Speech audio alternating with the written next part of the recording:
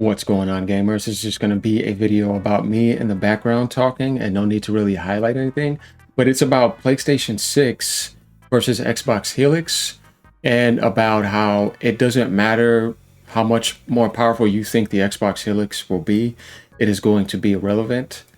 What do I mean by that? Well, I want you guys to think about this. Let's think about what people are already doing with the PS5 Pro, PSSR 2, and most PCs, how at that point it's irrelevant now. Like, as long as you're getting your 60 frames per second, we see people now starting to realize how that gap is closing.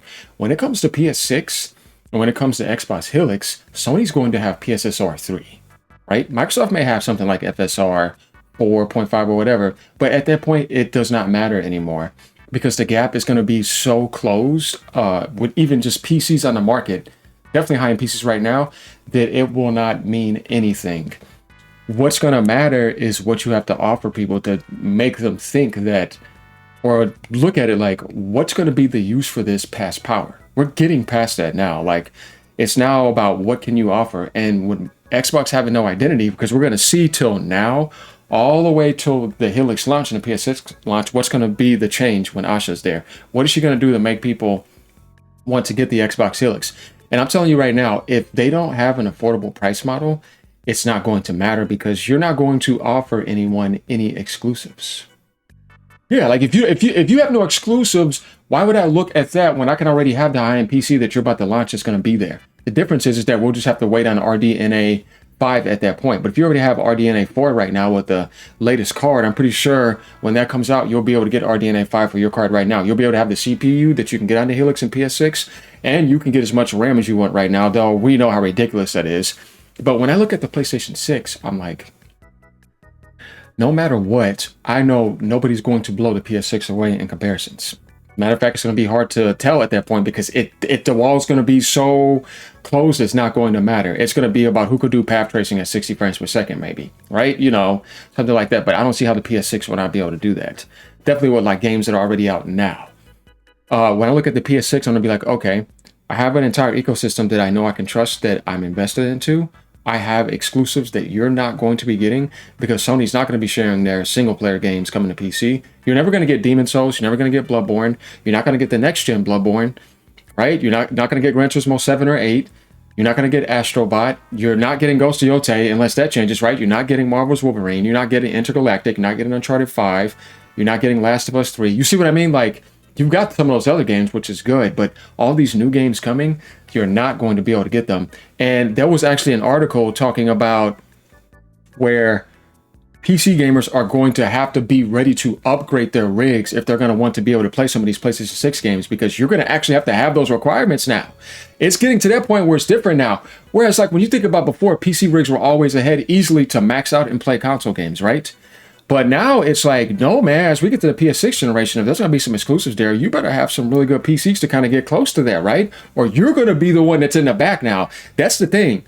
Helix, on the other hand, is like when you look at it, you don't have PlayStation games, but PlayStation 6 has all your games. PlayStation 6 is now outperforming most of the PCs on the planet.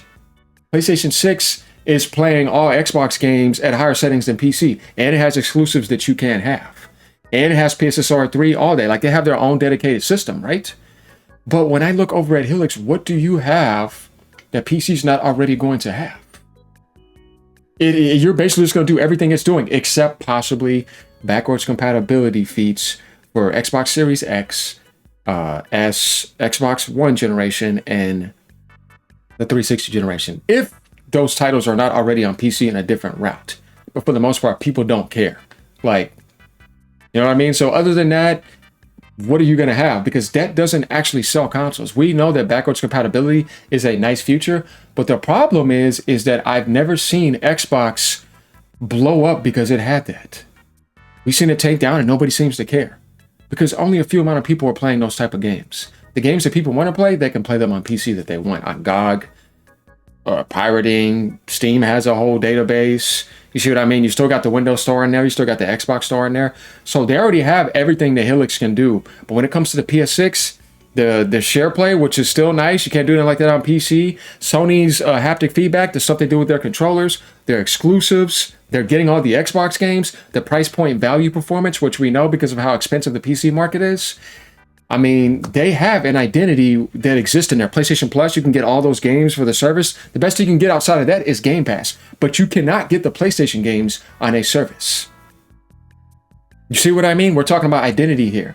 So when you look at the PS6, that's why I say that the Helix specs are not going to matter because you're not going to be able to get an advantage. People thought that with the Series X, that never happened. Right?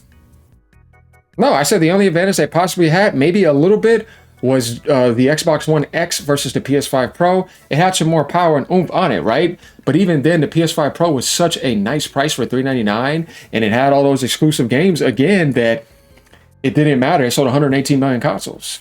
And like when you look at the blowout now, and then you look at the Helix, it's like, I look at the Helix as even lesser than the Series X. And what do I mean by that? You're not going to even sell 15 million consoles. You would be lucky if somebody bought 10 million Helixes.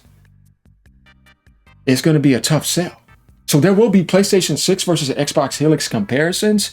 But the problem with that is that's going to be for people who can just afford it easy. But how many people do you think in the gaming community are really going to buy an Xbox Helix? It's going to be an incredibly low percentage. How many people in the gaming community think are going to buy a PS6? A ton of people. Because now when you have that type of PC on the market, and what I mean by that is like when you look at how much it would cost to build a PC, just even right now with PS6 specs that you think that it's going to have, like RDNA 5, it's not on the market, so you can't really do that. But I think you get my point. You would say, okay, well then RTX 5080. How much does it cost to get a 5080 right now? 32 gigabytes to 40 gigabytes of RAM, whatever it's going to have, the CPU that's in there, right? What the power supply, right? You got to do all that, motherboard. How much do you really think you're going to be spending? Come on, guys, don't tell me you're not going to be in a 2,000 something range. Easily. And when you look at it for price point value, performance, it's just like the PSSR 2 on the PS5 Pro when it was 700, 750, even go to 900.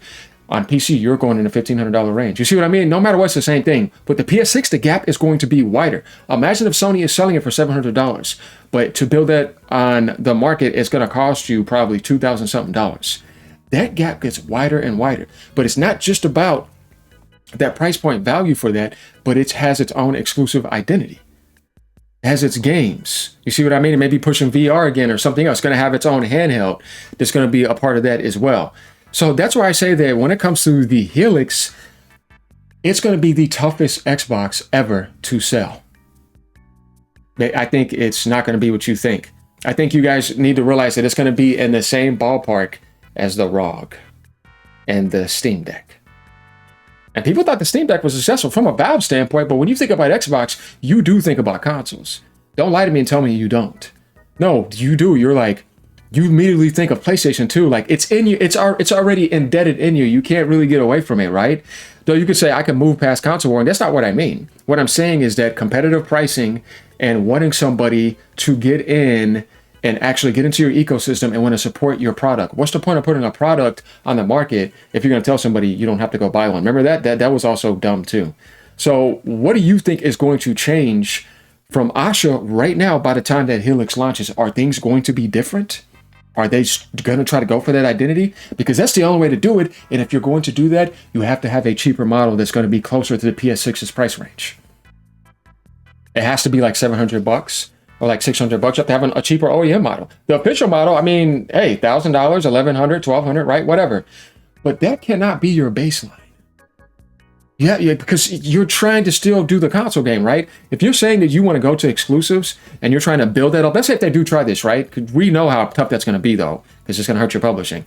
Let's say if they do try that, you had the opportunity with Halo and Halo Multiplayer Remake. Just saying, that's always what sold things. Let's say if you did try that and then you built it up and people are looking at the Helix as things to have exclusives at launch, and you say, we got a cheaper model now, too.